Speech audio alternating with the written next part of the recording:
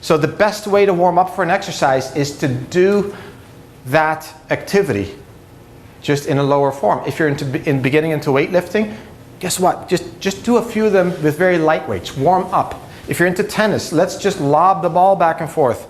Okay, don't be like Peter Sampras or whoever and just start nailing it. We're not that fit. Okay, just go through the exercise motions and then start nailing it and then stretch afterwards. Very, very important to do it that way. Another trick of the pros, and we have to learn from pros, is muscle confusion. We get so effective so quickly. If you did the same walk 2 miles or the same cycling an hour or whatever you're doing repeatedly, are you getting benefit? Oh yeah, you're getting huge benefit. But remember, I want you to get the maximum benefit. And how do we do that? Is by just mixing it up. Mixing it up. One day you're doing this, the other day you're doing that, then you're running at this speed, then you're walking at that speed. If you are a runner, you should be walking.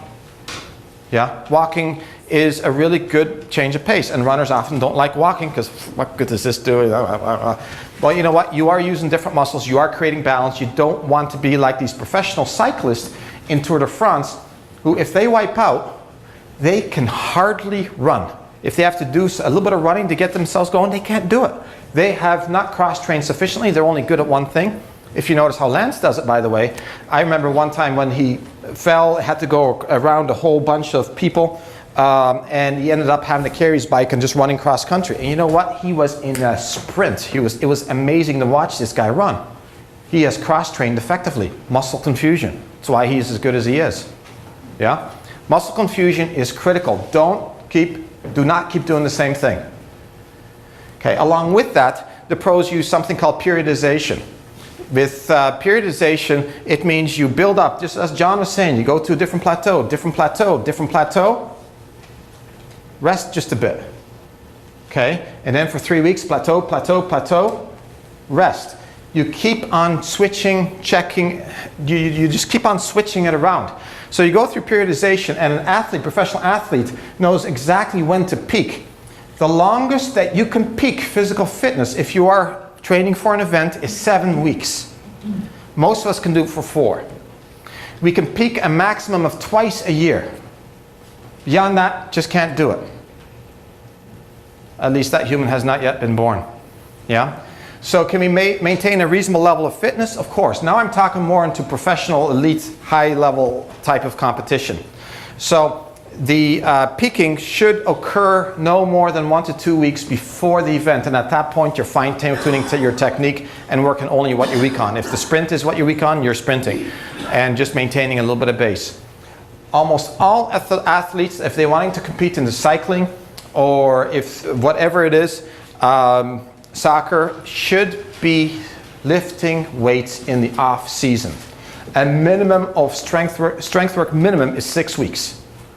It is a minimum. Some weights should be maintained right up to the point of specialization or peaking. At that point, it can be dropped. How long can you slack off before you see the benefits fade? At least a week. Yeah? You have a week grace period. And remember, working out between 7 and 10 minutes in that 1 week can actually maintain. There goes all those excuses. If you're a professional athlete, you can stop for 3 weeks, but you know what? You will have lost 10% of your performance at that time when you're at that kind of level. For those of us that are reasonably fit, we can stop for 3 weeks and regain almost everything we've lost in just 2 to 3 weeks. A professional athlete has to work triple that, about 9 weeks, to recover what they've lost in that 3 weeks. Something to be said about being reasonable and not way up there, isn't there? Yeah? So the changes that you'll see as a beginner athlete are incredible. Okay, I am sometimes jealous to coach somebody who is just beginning out because they're going to see such dramatic changes. And if you're already there, you have to work really hard to get to the next level. But to get reasonably healthy does not take much time. If you're training for health, the optimum is working out 5 days a week.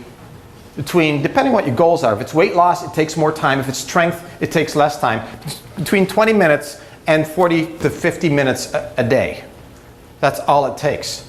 But again, just getting off the couch and exercising 6 to 7 minutes once a week does show tangible results.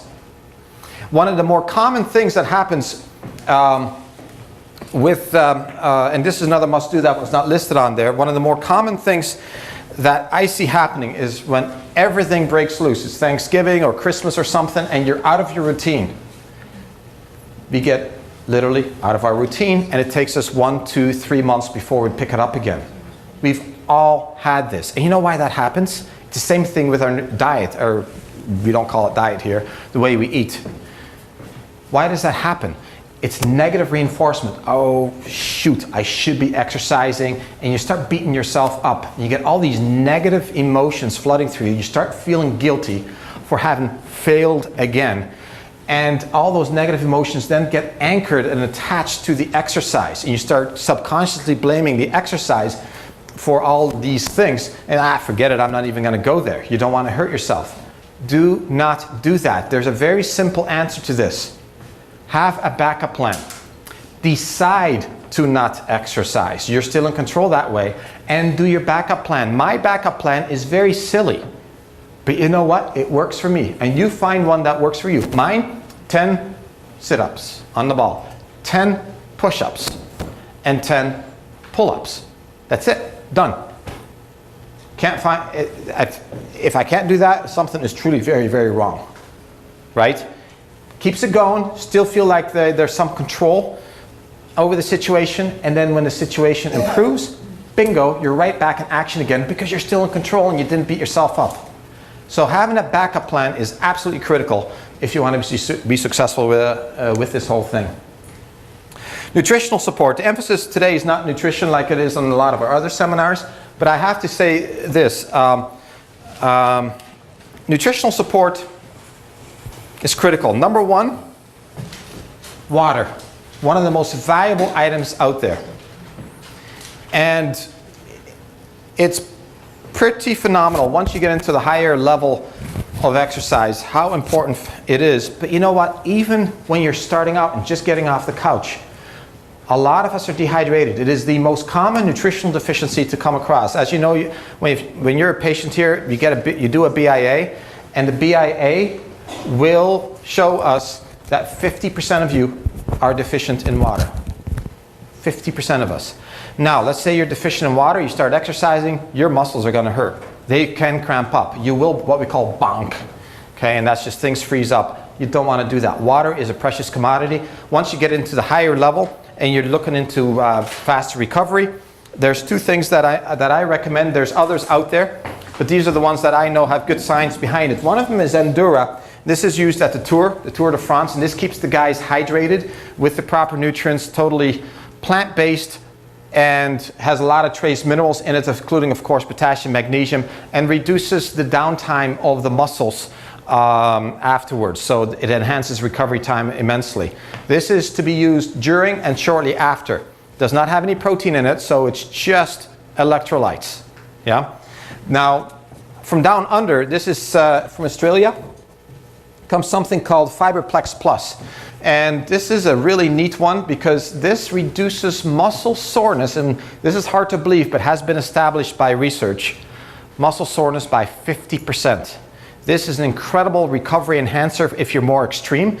We also have used it for fibromyalgia patients because it really reduces muscle pain a lot.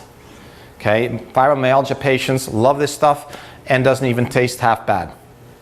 So, yeah, I know that's something. If you go, it's called Fiberplex Plus.